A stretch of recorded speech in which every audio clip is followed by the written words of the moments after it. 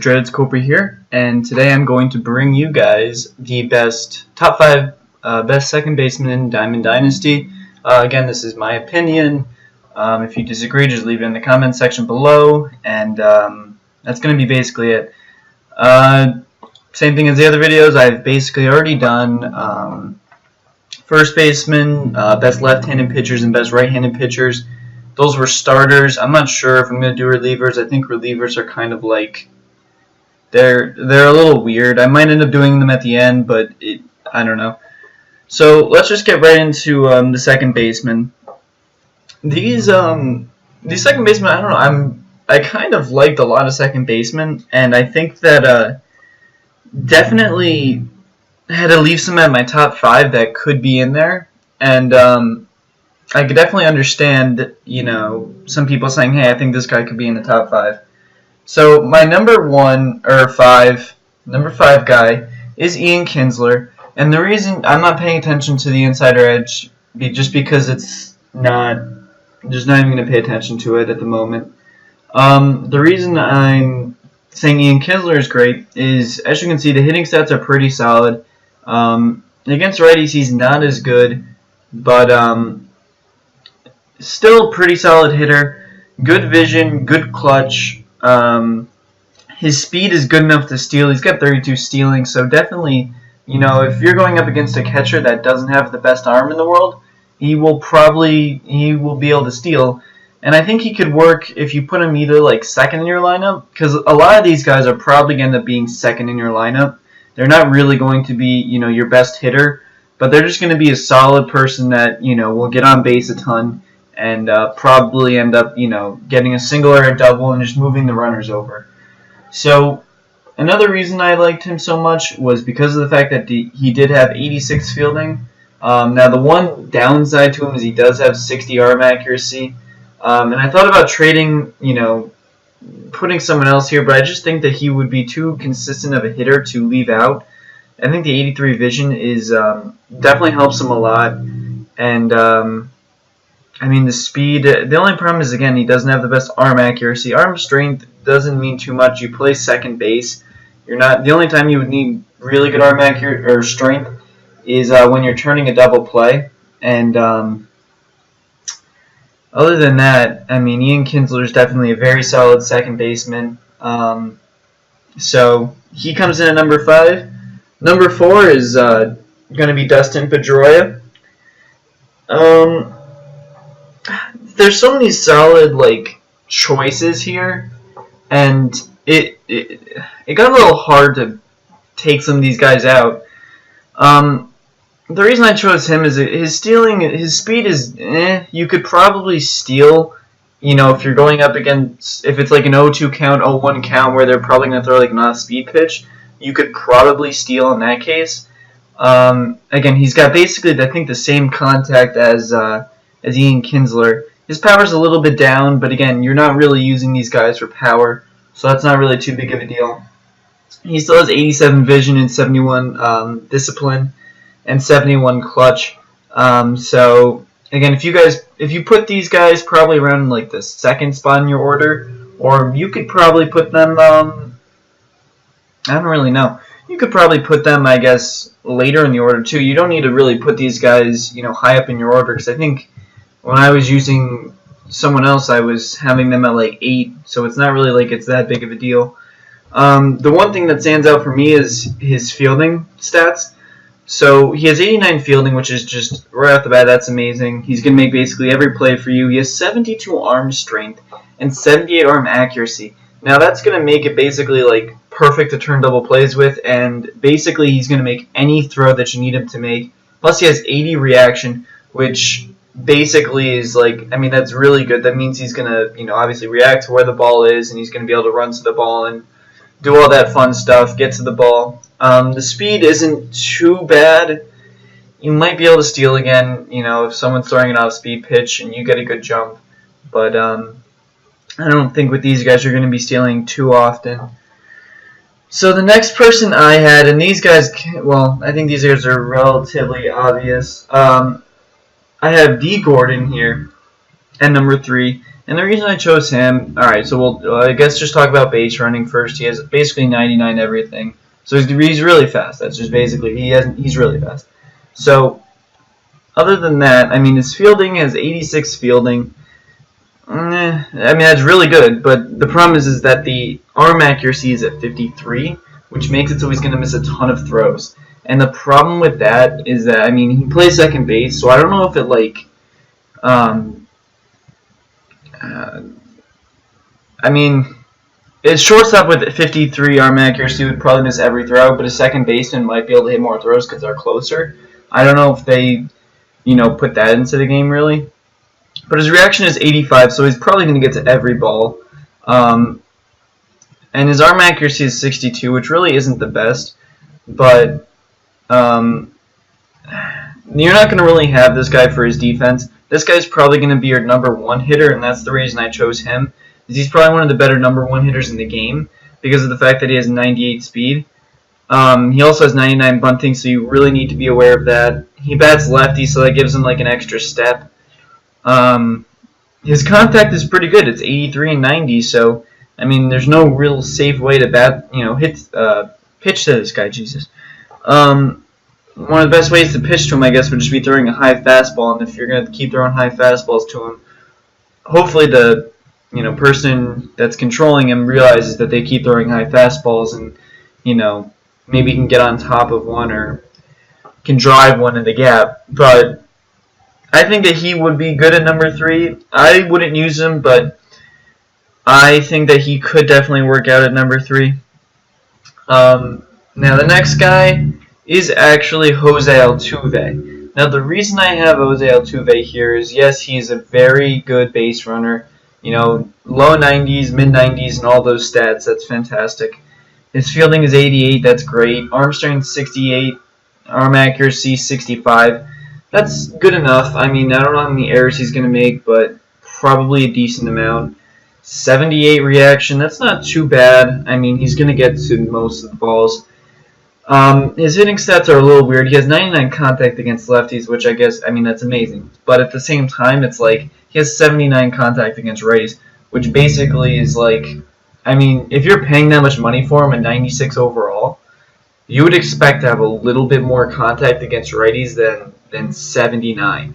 So I'm sure he's on a 5-star day a lot of the times and probably has it up to, in the 80s, but at the same time, it's like, if he doesn't, then you basically just have, 60K stubs sitting on your bench because he can't hit against righties. So, and his power's nothing special. He's not going to really hit too many home runs, which might change because of the fact that I think he has a good amount of home runs this year. I think he's already equaled the total he had like last year.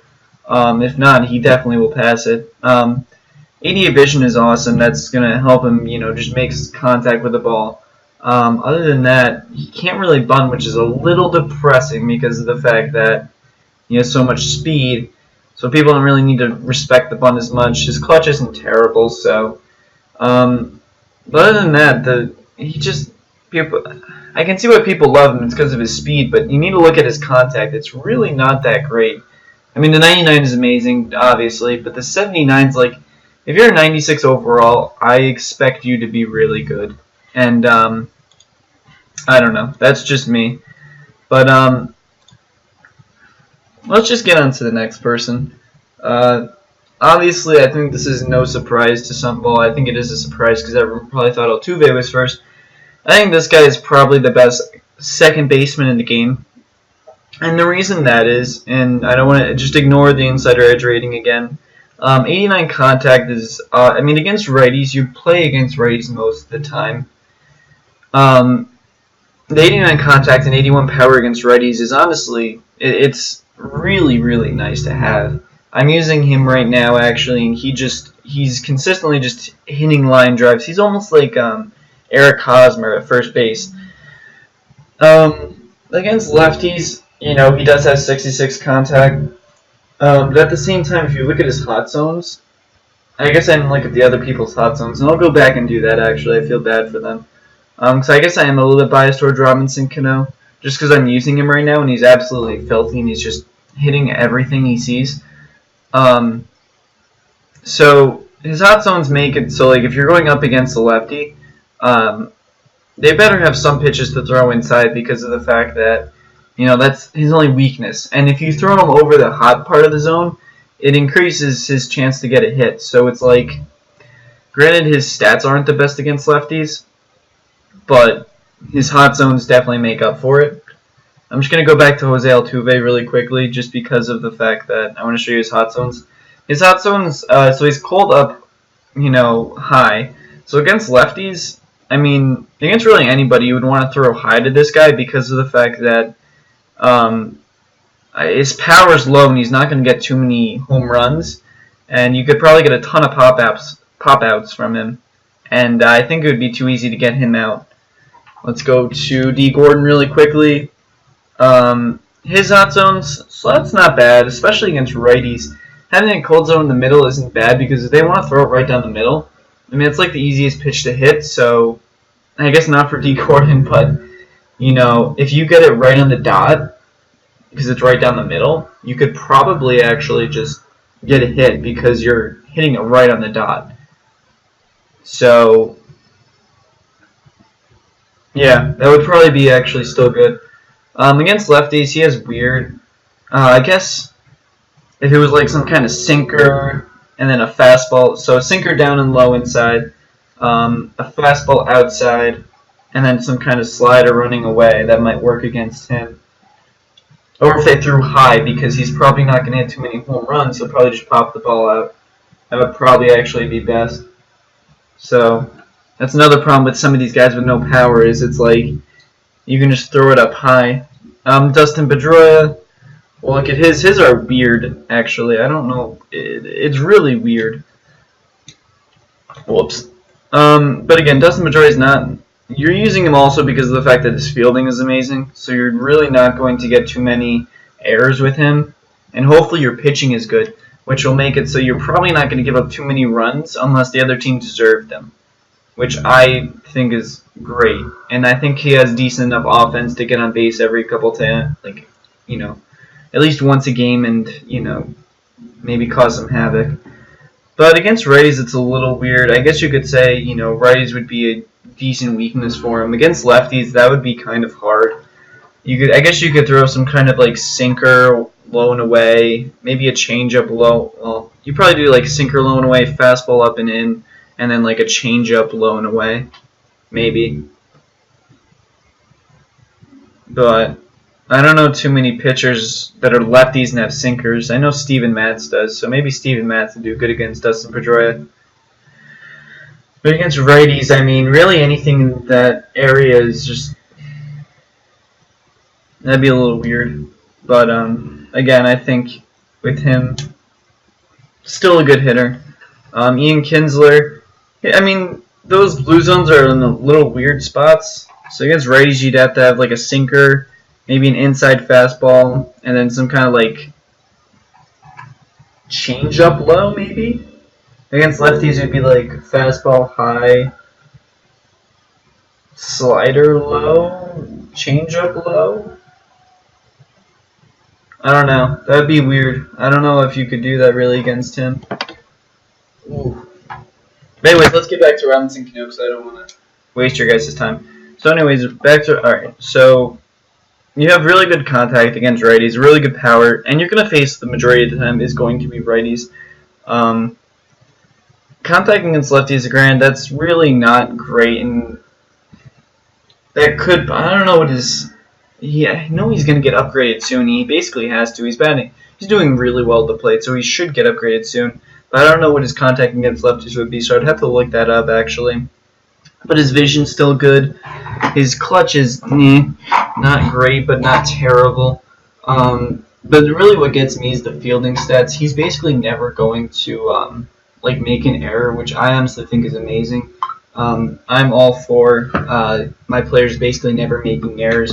He has 81 arm strength, and it shows too, because I've turned some double plays, and it's basically just it's like a perfect throw to the first baseman like every time. He has yet to make an error for me. He has 44 speed, so you're not really going to be stealing with him too much at all ever. But you will be able to definitely get some doubles and depending on what field you're playing on, you could easily get some triples. Maybe not easily, but you could, depending on if you're playing on a bigger field, which I prefer to play on. And I probably could actually go over that later.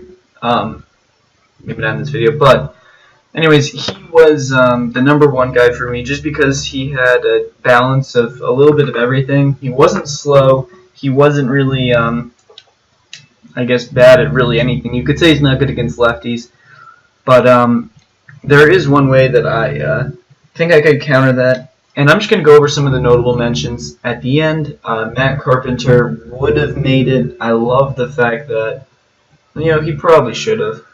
But the reason, his lefties was just a little too bad. And I'm sure everyone's like, well, it's almost the same as Romans and Cano's. But his righty contact and power, granted they just weren't like sticking out to me. I think it would be too easy to necessarily, I guess, like, pitch around him. I don't know. I guess you could make the argument he could be a #5 or 4 instead of Pedroia, or he doesn't have any. He's not going to steal, so that's a problem. Not really a problem, I guess, because Cano can't steal. His arm strength and arm accuracy, I guess, were actually better than Kinsler's. His clutch is really good, but he didn't give me the feeling that, like, because again, these second basemen aren't going to really be batting third in your lineup. They're going to be batting second. So you kind of want them to have better contact than power, because you want them to basically you hope the guy first, let's say it's like D. Gordon, or let's say it's Starling Marte, because I use Starling Marte. Let's say he gets on base at first. You want this guy to be able to, put the ball in play, hopefully, do some kind of hit and run, something like that. And I don't think that, if there's a lefty pitching, Matt Carpenter has 51 contact, and it's probably not going to work out. Maybe a double play would be, a huge problem. So I didn't like just the way that his stats were. So on to Ben Zobrist now. The reason, again, with him, his contact against lefties is great, but against righties it's 68, which kind of is like, alright, you're really good. This is probably the best utility player you could really have. He can play almost any position, as you can see, shortstop, left, any outfield position. But his stealing, you could say he could steal, but again, it has to probably be on, an off-speed pitch. His fielding stats are good enough to play, but I still think that his contact against righties wouldn't be good enough to really be batting second. He has great vision and discipline, but I think his contact against righties would be the one thing that needs to go up. And if that was to go up, he definitely would be in my top 5, probably #4. So, but again, I don't know. It's really just because of the fact that you would need him to be able to move the runner over from first to second, or second to third, or something. And if you're going up against a righty, there's a chance you're probably just going to hit a ground ball into the dirt and probably not move the runner over. And that's why I'm thinking that Pedroia and Kinsler would both have the advantage because their contacts are better. And I think that no matter who you put up against them, they're probably going to get a hit somewhere. And I think that's why I chose them. Now to Jason Kipnis. The reason I'm not liking Jason Kipnis too much is I've used him before. He makes a ton of errors at 59 arm accuracy. He makes a ton of them. His speed is great, definitely good enough to steal. His contact really isn't that anything special. He has 84 against righties, but again, if you pitch a lefty against him, it's kind of like, well, he doesn't have anything. His vision's decent, not much clutch, discipline's okay. But other than that, there's nothing else. I mean, he has to get on base, and if he doesn't get on base, he's kind of pointless. So that's about it. And he's not going to get on base too often, so he's a little weird. Daniel Murphy, going over basically all the second basemen. He could have easily made it, but again, arm accuracy is horrendous. You're probably just going to give people free bases and free runs if you use him, and I don't think he would make up for it with his hitting stats. Granted, they're amazing, but I think that he would be giving up a little bit too much in the fielding part. And again, if you're going to steal with him, it would probably have to be against some off-speed pitches, and you might not even make it to an 0-2 count or 1-2 count, and I just think that. Grant, yes, he's probably going to be number 6 or 7. I would put him at number 7 maybe, because he does have. I don't even know if I would put him there. His fielding stats are just so low that it would be hard to put him there, and he'd probably make too many errors just at second base. I don't know. All right, so Rugne Odor. Again, the contact was pretty low from this guy. Fielding stats really not that great, all below 70. Definitely has enough speed to steal. As long as the pitcher doesn't sidestep, I think he would be safe, a good amount of the time. Against righties, he has a ton of cold zones, so that's a little depressing. But he's not going to really be putting the ball in play, and it's just not like. I mean, I guess he would. He has decent contact, but his contact, there's just better contact out there. And the power would be good if he hit some home runs, but I don't think your second baseman needs to hit home runs. I wouldn't sacrifice fielding for that reason. Gene Segura could have made it, but again, fielding. I mean, contact is decent enough. Speed is pretty good, really good actually. The contact would have been but I mean, his fielding's terrible, and it would be pointless. Joe Panic would probably be the next best person you could get at number 6. Again, you look at the contact, you look at the vision. Fielding, he was a great fielder for me. He has good speed. He's not going to be stealing, but he's definitely going to be able to get doubles if he hits the ball in the gap, which he does a ton. So I'm telling you, if you wanted to get, a budget guy, Joe Panic is probably your best option. So, and I still used him until I got Robinson Cano. So, and I think he was batting probably close to 400 for me. So, anyways, guys, that's probably going to be it for this video, just because I think I went over the top 15 second basemen. And yeah, so I hope you guys enjoyed this video. I hope this is informative for you guys, and I hope you guys understand what how I'm thinking and how I'm just kind of going over. You don't just want to say, oh well, this guy has the highest overall, therefore he's going to be the best player for me. You need to think about where they're going to be batting in your lineup, what you need them to do. Because if I have a runner on first or second, the job for the second person would be to move that runner over to third or hit him in. And, you don't want to just say, all right, well, let me just get, everybody that is just average or everybody that just does this. You need to be able to have some guys that have a good amount of contact and very little power just to be able to, hit the ball, get a single, maybe drive the runner in. So I'm just hoping that you guys understand where I'm coming from in that your second baseman probably will end up batting second for you. If not, he's probably not going to bat third unless you have Robinson Cano, which Robinson Cano probably wouldn't bat third. He'd probably bat fifth. He'd probably bat 5th, 6th, or 7th in that area, depending on how good your teams are. So hopefully you guys understand, okay, well, I have a hole in this spot in my lineup, and I need to upgrade this spot. If I need to upgrade the first spot, then D. Gordon would probably work out really well, or Altuve. Robinson Cano probably wouldn't work out in the first, batting first. But let's say I need a second guy, I'm probably going to end up going for either Cano, probably Joe Panic, or Kinsler or Pedroia, and just kind of, all right, I'll just make some contact here and, hope for the next, hope for my third guy to, get a hit. So I hope that kind of makes sense, and I hope you guys understand where I'm coming from. If not, just, ask questions in the comments below, and other than that, I guess I'll just see you guys in the next video. The next one will be best shortstops, and I guess I'll just see you then. So see you.